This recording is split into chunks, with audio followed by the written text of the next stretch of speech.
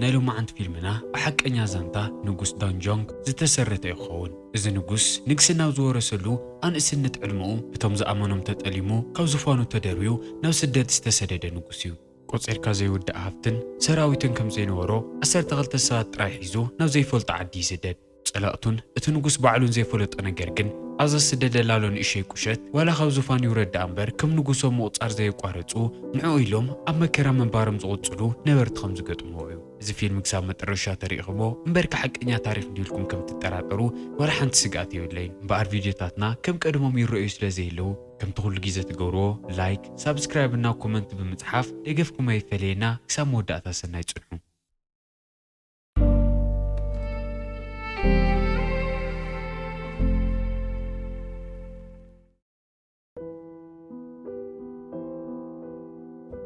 እምበኣርና ሎም ማዓንት ፊልምና ኮርያ ኣብ 1452 ልዕሊ ማንም ግዜ ዝተናወፀሉ ግዜ እዩ ዝጅምር ኣብ ዘመን እዚ ድማ ሓደ ዕድሉ ዝረገሞ ይዝተባሃለ ወዲ 12 ዓመት ንጉስ ወራሲ ንግስና ኮይኑ ናብ ዙፋን ደየበ ይኹን እምበር እቲ ግዝኣቱ ካብ መጀመርታ ኣዝዩ ዝተቆራረሰን ዝተሰባበረን እዩ ነይሩ ኣብ ዙፋን ደይኡ ዓዱ ምንጋስ ካብ ዝጅምር ገና ሓደ ዓመትን ከይመልኦ ድማ ኣብ ሓጉኡ ዝኾነ ሱያንግ ንዑ ካብ ስልጣን ንምውራድ ዓብዪ ዕልዋ መንግስቲ ልዓለ እቲ ቤት መንግስቲ ድማ እምነት ናብ ዘይብሉ ፍርሕን ደምን ናብ ዝመልኦ ቦታ ቀየሮ ደገፍቲ እቲ ንእሽተይ ንጉስ እውን ሓደ ብሓደ እናተተሓዙ ክቕተሉ ይጅምሩ ይህ ድማ እቶም ሓደ ግዜ ክከላኸሉሉን ክሕልይዎን ዝጽበዮም ዝነበረ ሰባት ሓደ ብሓደ እንትቕተሉ ኣዋያቶም እናሰምዐ ሱቕ ዘይምባል ካሊእ ክገብር ኣይኽእልን እንታይ ከም ዝፍጠር ዘሎ ብደንብ ገይሩ ይፈልጥ እዩ ግን ንዝኹሉ ጠጠው ንምባል ዝነበረ ስልጣን ሙሉእ ንሙሉእ ይስኢኑ ካብ ህፃንነቱ ጀሚራ ተንከባኺባ ዘዕበየቶ ናይቲ ቤት መንግስቲ ሰራሕተኛ ክህልዕ እኳ ተነገረቶ እንኳን ምግቢ ክበልዕ መረቑ ክውሕጥ እኳ ድፍረት ትስኢኑ ዘሎ እቲ ክፍሊ ብጽምዋን ፍርሕን ተመሊኡ እንከሎ ሃን ዝተባሃለ ሚኒስተር ናብቲ ውሽጢ ኣቲ ሚኒስተር ሃን ካብቶም ዕልዋ መንግስቲ ዘለዓሉ ሚኒስተራት ሓደ እዩ ነይሩ ንጉሲ ንውዓት ዝመልኣ ዒንቶ ቅንዕ ቢሉ ብዘንቀጥቀጥ ድምፂ ቀፂለ ዝበክን ዘእውን ዝቕተልን ኣነ ድየ ኢሉ ንሚኒስተር ሃን ሓተቶ ሚኒስተር ሃን ግን ብህድኣት እቲ ሓሳብ ነፀጎ እቶም ገበነኛታት ጥራይ ይቕፅዑ ከም ዘለዉ ብምግላጽ እቲ ንጉስ ነቲ ሓድሽ ስርዓት እንድሕር ደኣ ዘይተቃዊሙ ብሂወት ክነብር ከም ዝፍቀደሉ ረድኦ ካብቲ ቤት መንግስቲ ርሕቕ ኢልካ ኣብ ገጠር ዝነበረ ናብራ እውን ኣዝዩ ከቢድ እዩ ነይሩ ኣብ ጋንጉቻንግ ኣብ ዝበሃል ክፍለ ሃገር ኣብ እትርከብ ዝነበረት ንእሽተይ ዓዲ هونغدو ዝተባሃለ ሓለቃ ዓዲ እናመርሖም ንምግብነት ዝኸውን ዓጋዘን ካድኑ እናሰዓዋ ይጸንሑ ይኹን እምበር ንሶም ፈጺሞም ንፉዓት ሃድንተ ይነበሩን ነቲ ዓጋዘን ብተደጋጋሚ እናተኮሱ ድማ ይስሕትዋ ነይሮም ሙሉእ መዓልቲ ብተደጋጋሚ እናፈተኑ ድሕሪ ምውዓል ሃንጉዱ ንዚ ዓጋዘን ተኪሱ ይወቕዓሞ ገና ተሓጒሱን ከይወድአ ብዝመፅኡ ዘይበሃል ነብሪ ዘሊሉ ንዛ ነብሪ ሒዛ ሙሉእ መዓልቲ ክስዕዋን ካድንዋን ዝውዓሉ ዓጋዘን ብነብሪ ምምንጣሮም ከይኣክል ወንዱ ንባዕሉ ናይዚ ነብሪ ድራር ከይኮነ ይተርፍን ህይወትን ምድሓን ሙጉያ ክጅምር እንከሎ ድማ እቲ ነብሪ እናሰዓወ ይጸንሕ እቲ ነብሪ ርእይዎ ናብ ዘይፈልጥ ክፋላት እቲ ጫካ እናጎየ ይጸንሕ እሞ ሃንጉዱ ደንበርበር ክብል ብሓደ ገደል ይጸድፍ ወንኡ ስሒቱ ክወድቕ እንከሎ በጋጣሚ እግሩ ዓፂፉ ኢዱ ተጎዝጊዙ ኣብ እምኒ ተደጊፉ ይድቅስ ንሱ እናመርሖም ንኻድኑ ናብቲ ጫካ መፂኦም ዝነበሩ ሰባት ኣርሒቖም ይርእይዎ እሞ ንዖም ካድኑ ሰዲዱ ኣሽኪዕዎም ዝድቅስሎ መሲልዎም ተናዲዶም ሓዲጎም ይኸዱ ድሕሪ ዝተወሰኑ ሰዓታት ነሆንዱ ካብ ካሊእ ቁሸት ዝመፁ ሰባት ይረኽብዎ እሞ ኣልዒሎም ሒዞሞ ናብ ቁሸት ይኸዱ ሃንዱ ክትስእ እንከሎ እታ ቁሸት ኣብ ብጣዕሚ ጽቡቕ ዝበሃል ኩነታት እያ ዘላ ብጣዕሚ ብዙሕ ምግቢ እዩ ዘለዎም እቶም ሰባት ድማ ጽሩያትን ጥዕና ዘለዎም እዮም ዝመስሉ ኣከዳድንኦም ፍሉይ እዩ ቁሸቶም ድማ ብጣዕሚ ጽፍፍትን ደስ በሃሊትን እያ እቲ ንሱ መዓልታዊ ዝተላመዶ ጥሜትን መከራን ናይ ጫፍ ተቓራኒ እዩ ነይሩ ብጣዕሚ ተገሪሙ ድማ ናብ ከንቲባ እታ ቁሸት ይቐርብ እሞ እቲ ቁሸት ኣብ ብጣዕሚ ሕማቕ ኩነታት እንከላ እዛ ቁሸት ብተጸራሪኡ ከመይ ናብ ጽቡቕ ኩነታት ከም ዘላ ይሓቶ እቲ ከንቲባ ድማ ካብ ዓባይ ከተማ ዝመፀ ሚኒስተር ምስ ተቐበልና እዚ ኩሉ ተቐይሩ እቲ ሚኒስተር ናና ክመጽእ እንከሎ ከም ሸኽም ዘይኮነስ ከም በረከት ይኾይንልና ንሱ ብዙሕ ሃፍትን ፍልጠትን ሒዙ ብምምጽኡ ነቶም ህፃናት ብትምህርቲ ከም ዝብልጽጉ ገይርዎም ብቕርቡ ድማ ኩለንተናዊ ኩነታት እተዓዲ ኣመሓይሽዎ ሃንዱ እዚ ክሰምዕ እንከሎ በቲ ታሪኽ ብጣዕሚ ይሕጎስን ይዳፋፋእን እሞ ምንም ከይዕረፈና ጎየ ናብ ቁሸቱ ይምለስ ኩሉ ኣፍታ ተጻራሪት ቁሸት ዝረአዮ ነገር ብምንጋር እቲ ታሪኽ እውን የካፍሎም ኣብ ርእሱ ድማ ሓንቲ ሓሳብ ትመጽሉ እንድሕር ደኣ ሓደ ሚኒስተር ሓንቲ ቁሸት ከም ዝገይሩ ናይ ምቕያር ሓይሊ ሃልይዎ ንሕና ደኣ ንምንታይ ሓደ ሚኒስተር ናብ ቁሸትና ዘይነምጽእ ኢሉ ሓሳብ ይቐርብ እቶም ነበርቲ ብዛ ሓሳብ እዚ ምንም ኣይተሓጎሱ ነይሮም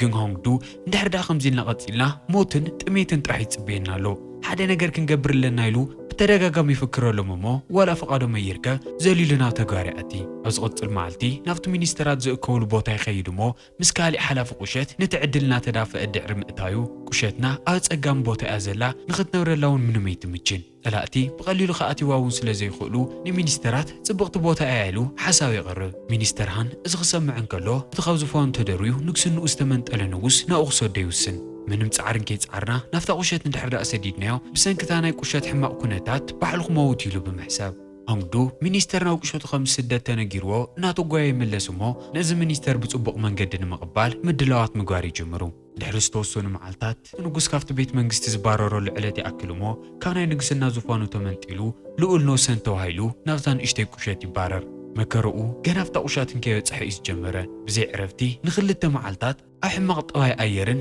اقمامط امريتن كغعز نيرو مطرشا ابزح صوت قشت يبصحمو هاندو اتروانا خشغرو بوعلي مصد كنتروانا شغور صنيحم افرق خوصحن كلو اتا جبلا امن توقعمو اكلته تسنطا سحوانا مكور دما اتنغوسن حلويتون هاندوغ نفتوش طروها اتيو اندو اتستسددلو مينستر من سيمبر كمتون كالوت ستصبيوم عبي خمزه يكون خرئن كلو قروته يحزن او كندي لمد زلو بليحن فلاط المينستر حدو د 12 عامت قلعيت سديدولني زغل صعري كنت قدي خوني له دما بحجو مسكا يجمر اتقطر نسو اتم نبرتي كل زنورم اكيوم مغي داليومو هوندو ناولول نو سن حزولي مص نسو نشي مسغانا وي دما خوري تتصبيو نيرو لول نو سنجن بزحلفو بزح حمق نغرات من مغو سلازي ترأيو بينو نخغرفو يحطم أطرح خودنا قالو زبال مغو دالينا لوس كمزي يلنا يلو تناديو دزنور هوندو دما اتمغ بعلو نخول عيوسن نافت بيت منغست خنملسن كلنا اتو مينسترات تاكيوم لؤل نوسن افتا قشت نبوزح غيزه يصنحن دغاف يولون اتا قشت ونو حماق كونتات سلازلا او قروا غيزه خموتيو نحنا من مغواري يلنا نيلوم تخكلنيا وسانه بموسانون كوريعم نرخوم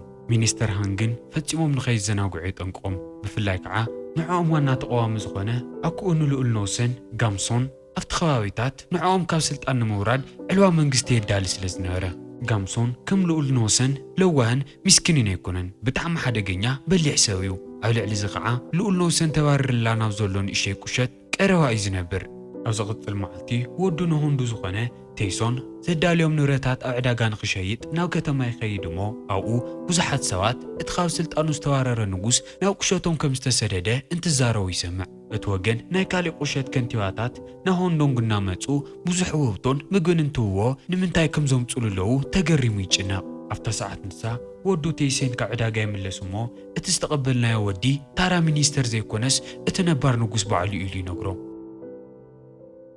اتم نبرت تاقشت زخفولت انكلو ازيوم يدناغصو مخنياتو ندحر داز نغوس حنت نجر كوينو بخبيدو قصعو يخليهم كلهم تقتيلهم قشاتهم كم زي نورتون كتكونا نخل نجر نهوندو تفاتنيا خغورو خمكرون كلو دما حسيو اتنغوس ناو سلطانو قراغي زخم زملس لسمعخو من ميتچنقو ليرغاقعم فتغيزاتات نسو جن لؤل نسون منم سلام يرخبن ليتي بحلمو اتوم استقتلوا بصوتون دغفتوننا موصيوم زربشوا اونك كلا خللو من كحغزومن زي مخالو ناتو طفات كوين سلسمعو دما مسوم تزموت يزمرص عدليتي اطقاتا قشتنا زنوره غدلي خيدمو زليلو هيوتن خطفنا تدالين كلو هونغدو تخكلنيا ساعات مصي حزو اتلؤل نخصودو بتدغاغم يلمنو هوندو جن كسودو خم زي خيل بدم بغير يفلطيو مخنياتو اتنغوس حنت نجر كوين لو مالت اتقشت مولن مولو حدغا اتيالا مالتيو ازقط المعلتي نبرت تقشت دغيموم نلؤل نوسان مغو يداليلو كن لو معنتي نخوص حلس تسدده هوندو زيكونس ودو تيساني نيرو نتلؤل دما ندحر داز مغو زي وليع خايو نبرت تقشت بمغوم زي عغو كامسيلوم حماق يخصمعوم يلي نغرو ازخصم انقلو نتيسن اتمغو بعلو نخول عمو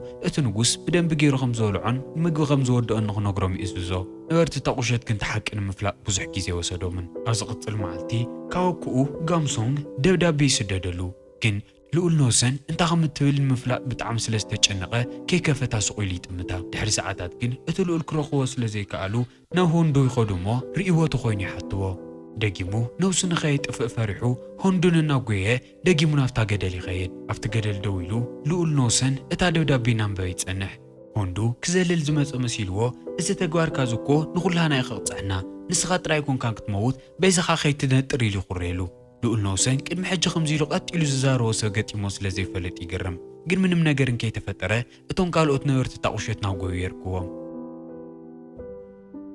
ብዙሕ እንከይጸንሐ ግን እቲ ዝተለመደ ነብሪ ደጊሙ ይመጽ እሞ ንጉስ ንኸይውልዖም ሓደ ዓብዪ ሰብኣይ ህይወቱ መስዋዕት ክገብር ናብቲ ነብሪ ይቐርብ እቲ ነብሪ ግን ናብ ቴሰን ገጹ ተገምጢሉ ይቐርብ ልኡል ነውሰን ቀልጢፉ ጦር የርዕል እሞ ተወኪሱ ይወቕዖ ካብቲ መዓልቲ እሱ እንዳሓር ነበርቲ ጣቁሸት ነቲ ንጉስ ብዝተፈለየ መንገዲ ክርእይዎ ይጅምሩ ከም ስግኣት ወይ ድማ ሕንቆቕ ቆልዓ ዘይኮነስ ኣብ ትኽክለኛ ሰዓት ትኽክለኛ ውሳነ ዝውስን ጅግና እቲ ቀትሪ ንሱ ሆንዱ ደጊሙ ምግቢ ሒዙሉ ይመጽእ እሞ እታ ምህዋ ትበሃል ሰራሕተኛኡ ንምንታይ ዓንቶ ብዘይ ስነ ስርዓት ነቲ ንጉስ ተዛሪብካ ያላ እናኾረ ኢሉ ትጸንሕ እቲ ዘረባ ብዙሕ እንከይጸንሐ ግን ልኡል ነውሰን ከም ዝጠመዮ ብምንጋር እቲ ምግቢ ንኽቕርብሉ ይሓቶም ብጣዕሚ ሕጉሳት ኮይኖም እቲ ምግቢ ይቕርብሉ እሞ ኣብ ውሽጢ እናበልዐ እንድሕር ደኣስኻ ሞይትካ ሙሉእ ጣቁሸት ኣብ ሓደጋ ክትኣቲ ዝበልካኒ እንታይ ማለትካ ኢሉ ይሓቶ ንመጀመርያ ግዜ ድማ ብሓባር ኮፍ ኢሎም ክዕልሉ ይጅምሩ ድሕሪ ዝሆንዱ ኩነታት ጣቁሸት ናብ ዝሐሸ ብርኪ ንምልዓል ኢለ ሚኒስተር ክስደደለይ ክሓትት እንከለኹ ከማኻ ዝበለ ንጉስ ክመፀኒ ፈጺመ የተጸበኹን ኢሉ ይነግሮ ድሕሪ እዚ ልኡል ነውሰን እቲ ምግቢ ብጣዕሚ ጥዑም ምዃኑ ብምንጋር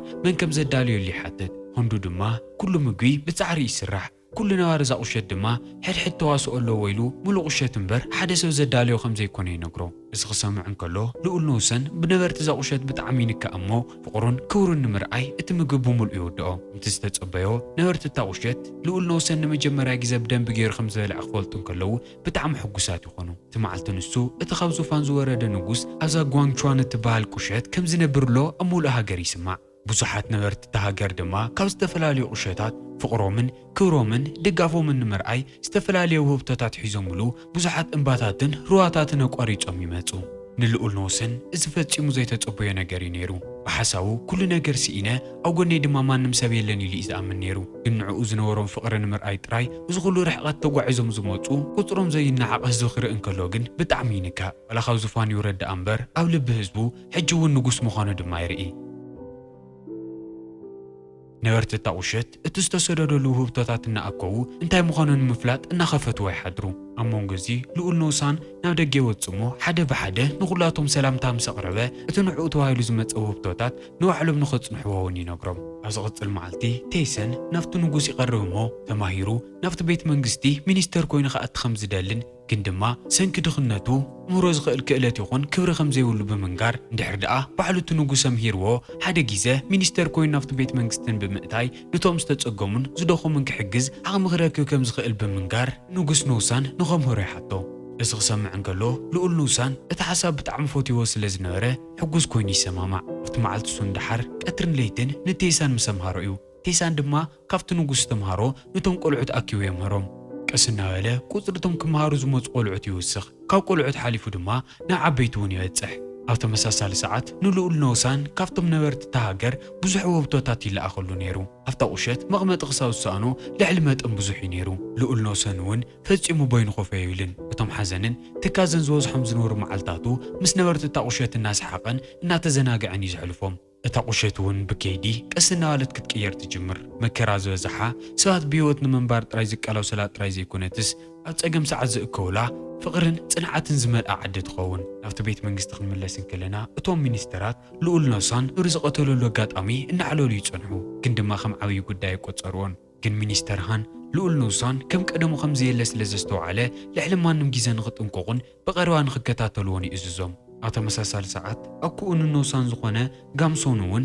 ምስ ከምኡ ዝበሉ ካብቲ ቤት መንግስቲ ዝተዋረሩ ካልኦት ሚኒስተራት ዕልዋ መንግስቲ ንምክያድ እናተዳለየ እዩ እታ ናብ ልኡል ነውሰን ዝተሰደደት ደብዳቤ እቲ ዕልዋ መንግስቲ ንኸካይዱ ፍቓዱ ተሓትት መልእኽቲ እያ ነይራ ግን ልኡል ነውሰን መልሲ እንከይሃበ እታ ደብዳቤ ቃፂልዋ እዩ ምክንያቱ ብሽሙን ብሰንኩን ምንም ደም ምፍሳስ ክቕፅል ኣይደለየን ኣብ ዝቕፅል መዓልቲ ሓደ ካብ ናይ ጋምሶን ልኡኻት ናብታ ቁሸት ካብ ልኡል ነውሰን ዝመፀ መልሲ ተነይሩ ንኽእልሽ ይኸይድ ይኹን ዳ እምበር ኣኸ ይበፅሐ ሚኒስተር ሃን ኣብ መንገዲ ዓግቶሞ እንታይ ከም ዝሓስብለዎ ንክዛረብ ፍቓደኛ ስለ ዘይነበረ ንዕኡ ቀቲሉ ነቶም ጋርድታቱ ንልኡል ነውሰን ብቐረባ ንኽከታተልዎ ይጠንቅቖም ብዘይካቶም ፍቓድ ዘለዎም ሰባት ድማ ዋላ ሓደ ሰብ ናብኡ ገጽ ንክኸይድ ፈጺሙ ከም ዘይፍቀደሉ ድማ ይእውጅ ጋምሶን እቲ መጀመርያ ዝለኣኹ ልኡኹ ከም ዘይተመለሰ ክፈልጥ እንከሎ ገለ ችግር ከም ዘሎ ተረዲእዎ ካሊእ መልእኽተኛ ይሰድድ ዝቕፅል መዓልቲ ሆንዱ ልኡል ነውሰን ይሕሞ ስለ ዝነበረ መድሓኒት ንዝኾንዎ ነገራት ከዓሪ ናብቲ እምባ ይድይብ ግን ክምለስ እንከሎ ልኡል ኖሰን ኣሕማቕ ኩነታት ይረኽቦሞ እንታይ ከም ዝኾነ ይሓቶ ልኡል ኖሰን እውን እቶም ዝኣመንዎን ካብኡ ድሕንነት ዝተፀበዩን ሰባት ብዘይምሕጋዙን ምድሓኑን ሕማቕ ከም ዝተሰምዖ ይናዘዝ ሆንዶ ግን ንሱ ሓቂ ከም ዘይኮነ ይነግሮ ሓደ ግዜ ካብቲ ክበልዐና ቀሪቡ ዝነበረ ነብረ ድሒንካና ኢኻ ካብኡ ሓሊፍካ እቶም ህፃውንቲ ቅድሚ ሕጂ ከም ዘሎን ባዕሉ ዘይፈልጦ ዝነበሩ ትምህርቲ ኢኻ ተምህሮም ኣለኻ እዚ መዓር ክንደይ ህይወቶም ከም ዝቕይርን ህይወት ብዙሓት ከም ዘድሕንን ምንም ኣይትፈልጥ እንዲኻ ኢሉ መሊሱ ንዙ ንጉስ ይሓቶ እቲ ዘረባን ከይቀፀለ ግን ዘሕዝን ዜና ይመፅእ ቴይሰን በቶም ሚኒስተራት ናብቲ ቤት መንግስቲ ተወሲዱ እዩ ሆንዱ እናውጎየ ናብቲ ቤት መንግስቲ ክኸይድ እንከሎ ናብ ናይ ልኡል ኖሰን መደቀሲ ብተደጋጋሚ ብዘይ ፍቓድ ክትኣተ ተራኢኻ ተባሂሉ እናተቐጥቀጠ ድማ ይጸንሖ ሆንዱ ንወዱ ናብ ውሽጢ ክኣቲ ይኽእል እዩ ዝበሎ ንሱ ምዃኑ ብምንጋር ኣብ ክንዲ ወዱ ባዕሉ ንኽቕፃዕ ንሚኒስተር ሃን ብተደጋጋሚ ይልምኖ ኣብ መንጎ ዝኹሉ ግን ልኡል ኖሰን ይመጽእ እሞ እቲ ቆልዓ መፂኡ ንኽሪአኒ ባሕለይ ሓቲተዮ ስለዚ ድማ ናይ ማንም ፍቓድ ምሕታት ስለ ዘየድልዮ ስደድዎ ኢሉ ይሓቶም ሚኒስተር ሃን ግን ነተይሰን ኣብ ክንዲ ምስዳድ እቶም ጋርድታት ንዕኦም ምቕፅዖም ንቕፅሉ ይነግሮም እዚ ኩሉ ዝገብርሎ ልኡል ኖሰን ምንም ስልጣን ኮነ ሓይሊ ከም ዘይብሉ ንምርኣይ ነይሩ ልኡል ኖሰን ተይሰን እናዋኺ ክሰምዕ እንከሎ ብጣዕሚ ዋላ ይሕዘን ዳኣ እምበር ምንም ክገብር ስለ ዘይኽእል ተገምጢሉ ይኸይድ ናብ መደቀሲኡ ክምለስ እንከሎ ዘለሉ ኩነታት ሕማቕ ምዃኑ ይርድኦ እሞ እቶም ንዕኡ ዝግደሱን ኣብ ጥቕኡ ዘለዉ ሰባትን ንምሕላይ ኢሉ ምስ ጋምሶን ንኽሰርሕ ፈቓደኛ ይኸውን ኣብ ተመሳሳሊ ሰዓት ቴንሴን ብምሕረት ይስደድ ግን ሓደ ውዕል ፈሪሙ እዩ ሆንዱ ጋምሶንን እቶም ካልኦት ተቃወምትን ዝገብርዎ ምንቅስቓሳትን እናሰለየ ናብ ሚኒስተር ሃን ከምፅእ ኣለዎ እቲ ምሸት ንሱ ሃንዱ እንታይ ከም ዝገብር ጨኒቕዎ ሙሉእ ለይቲ ኮፍ ኢሉ ይሓድር ኣብ ተመሳሳሊ ሰዓት ጋምሶን ናይ ልኡል ኖሰን መልሲ ይረክብ እሞ እቲ ብሓይሊ ዝተመንጠልዎ ዙፋን ንምምላስ ምድላይ ይጅምሩ እቲ ለይቲ ንሱ ልኡል ኖሰን ናብ ጋምሶን ከይዱ ኣብቲ ውግእ ክሳተፍ እንትብል ሆንዶ ኣፍ ደገ ፀኒሑ ጠጠው ከብሎ ይሙክር እንድሕር እዚ ውሳነ ዝወሲንካ ኣብ ክልተ ተጻራሪ ጫፍ ኢና ደው ክንብል በጃኻ ኢለካ ናብ ክፍልኻ ተመለስ እሞ ዓሪፍካ ደቅስ ኢሉ ይልምኖ ልኡል ኖሰን ግን ኣይሰምዖን ምሳኻ ምስ ነበርቲ ዛቑሸትን ጽቡቕ ግዜ ክሕልፍ እንከለኹ ሓደ ዓብዪ ትምህርቲ እየ ተማሂረ ህዝብኻን ፈተውትኻን ደገፍትኻን ምክልኻልን ምሕላይን ናተይ ሓላፍነት እዩ ዝኹሉ በደልን ግፍዕን ድማ ሱቕ ኢለ ክርኢ ይክእልን ብምባል ንስኹምን እቶም ካልኦት ነበርትን ኣብ ሓደጋ ንኸይተኣትዩ እቶም ሚኒስተራት እንታይ ይገብር ከም ዘለኹ ሪፖርት ንኽትገብር ከይትስከፍ ኢኻ ኢሉ ይነግሮ ሆንዱ ካሊእ መማርእ ስለ ዘይነበሮ ናብቶም ናይ ሚኒስተራት ቤት መንግስቲ እናጎየ ይጸንሕ እሞ ግምጥል ኢሉ ንልኡል ኖሰን ይሪኦ እምበርካ ኣነ ህይወትካ ንእሽተይ ትርጉም ኣለኒ ዶ ኢሉ ይሓቶ ልኡል ኖሰን ንዛ ሕቶ ብሕቶ ይምልሳ ኣነ ህይወትካ ንእሽተይ ትርጉም የብለይ እንዲሉ ኣብታ ሰዓት ንሳ ክልቲኦም ልዕሊ ማንም ግዜ ከም ዝተቐራረቡን ኣብ ህይወቶም ልዕሊ ክዛረብዎ ዝኽእሉ ዋጋ ከም ዘለዎምን ይፈልጡ ክልቲኦም ብሓደ እናሰሓቑ ድማ ሆንዶን ንልኡል ኖሰን ናብቲ ምስ ጋምሳም ዝራኸበሉ ቦታ ይኸዱ ግን እኹ ክበፅሑ ከለዉ ብዘሕዝን መንገዲ ሚኒስተር ሃን ኣብኡ እናተፀበዮም ይጸንሕ ዝኹሉ ግዜ ሚኒስተር ሃን ልኡል ኖሰንና ኣብ ኩኡ ጋምሶም ጥቓ ንጥቓ ዝቕመጦም ብሓደ ንኽቆትሎም ደልዩ ምዃኑ ይርድኦ ናይ ጋምሶም ወታደራት ልኡል ኖሰን ንኸምልጥ ክፍተት ክፈጥሩሉ ይምክሩ ግን ፃዕሮም ከንቱ ኮይኑ ይተርፍ ሚኒስተር ሃን ንዛ ሰዓት ብደንቢ ገይሩ ተዳልዩ ስለ ዝነበሩ እውን ኩላቶም ሓደ ብሓደ ብዘይ ምሕረት ይቐትሎም ድሕሪ እዚ ሚኒስተር ሃን ምስ ወታደራቱ እናጎየ ንሆንዱና ልኡል ኖሰን የርክቦም እሞ ሆንዶን ኣነ ዘቕረብኩልካ ስምምዕ ክሒድካ ምስ ልኡል ኖሰን ሓቂ ሰሪሕካ ንዓኻን ንኹሎም ነበርቲ ቁሸትካን ከም ዘይነበርኩም ገይረ እኸጥፍአኩም ኢሉ ምፍካር ክጅምር እንከሎ ልኡል ኖሰን ሓንቲ ሓሳብ ትመፅሉ ንሆንዶን ብኽሳዱ ሒዞሞ እምበኣር ዝኹሉ ግዜ ምስ ሚኒስተር ሃን ኢኻ ትሰርሕ ነርካ ንልዕሊ ማንም ሰብ ንኣመንኩኻ ንስኻ ግን ክሒድካኒ ንፀላእተይ ኮንካ ድማ ብዝባነ ወጊእኻኒ ኢሉ ክሳዱ ሓኒቑ እናዋኸየ ምዝራብ ይጅምር ዝኹሉ ዝገብረሎ ግን ድራማ እዩ ነይሩ ሆንዱ ልኡል ኖሰን ከም ዝኸሓዱን ሕጂ እውን ምስ ሚኒስተር ኖሰን ከም ዝሰርሕሎን ንምምሳል ምክንያቱ ከምዚ ገይሩ ጥራሕ እዩ ንዕኡን ንታቑሾቱን ከድሕነሉ ዝኽእል እቲ ምሸት ንሱ ልኡል ሆሰንን ጋምሶንን ካልኦት ወታደራቱን ይተሓዙ እሞ መርዚ ሰትዮም ንኽሞቱ ይፍረደሎም እቲ ምሸት ንሱ ሆንዱ ንልኡል ኖሰን እንታይ ከም ዝፍረዶ ተጨኒቑ ኣብ ኣፍ ደገ እቲ ቤት መንግስቲ ኮፍ ኢሉ ይሓድር ምታ ናይ መጨረሻ ፍርዲ ምፍራዱ ግን እታ ሰራሕተኝኡ ብምስጢር ንኽተራኽቦም ማንም ሰብ ብዘይፈልጦ መንገዲ ተእትዮ ምስ ልኡል ሆሰን ሓንቲ ክፍሊ ክራኸቡ እንከለዉ ድማ ምስኡን ምስቶም ካልኦት ነበርቲ ታቑሸትን ፈፂሙ ክርስዖ ዘይኽእል ግዜ ከም ዝሕለፈን ንኹሉ ዝገበረሉ ነገር ከም ዘመስግኖን ነጊሩ ናይ መጨረሻ ሓንቲ ነገር ይሓቶ እንታይ ምዃናን ከይሰማዕና ግን እቲ ምስሊ ተቐይሩ ናብ ዝቕፅል መዓልቲ ይወስደና እሞ ልኡል ኖሰን እውን መርዚ ሰትዩ ንኽመውት ተፈሪድዎ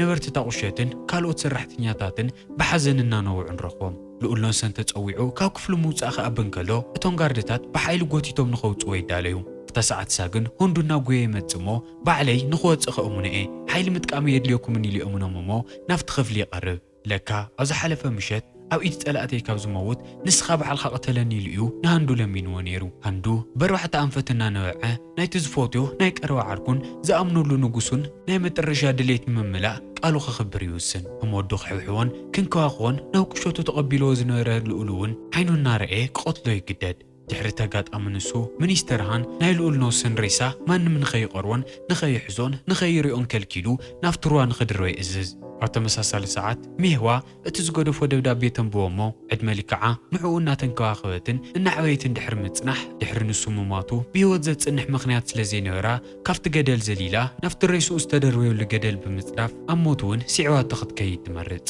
ናይ ልኡል ኖስን ሬሳ ንዝተወሰነ ርሕቐት እናተንሳፈፈ ድሕሪ ምጽናሕ ሆንዱ ይረኽቦ እሞ ዋላ እቲ ዝግብኦ ይኹን ደኣ እምበር ብዝተኽኣሎ መጠን ክብርን ፍቕርን ዘለዎ ናይ ቀብሪ ስነ ስርዓት የዳልየሉ። እቲ ብሓይሊ ዝተመንጠሎ ክብርን ፍቕርን ድማ ይምልሰሉ።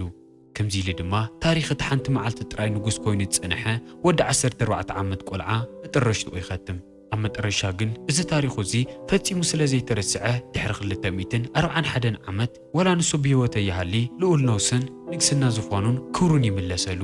ሆንዶንግ ድማ ንዝነበሮ ፍጹም እምነትን ክሳብ ዝዕለት እዚ እናተዘከረ ይነብር። ኣጋጣም ንጃፓን ተኸይድኩም ድማ መቃብር እዞም ክልተ ሰባት ናይ ሕውነቶምን ምሕዝነቶምን ምልክት ኮይኑ መቃብሮም ጎኒ ንጎኒ ደው ኢሉ ክትረኽብዎ ኢኹም።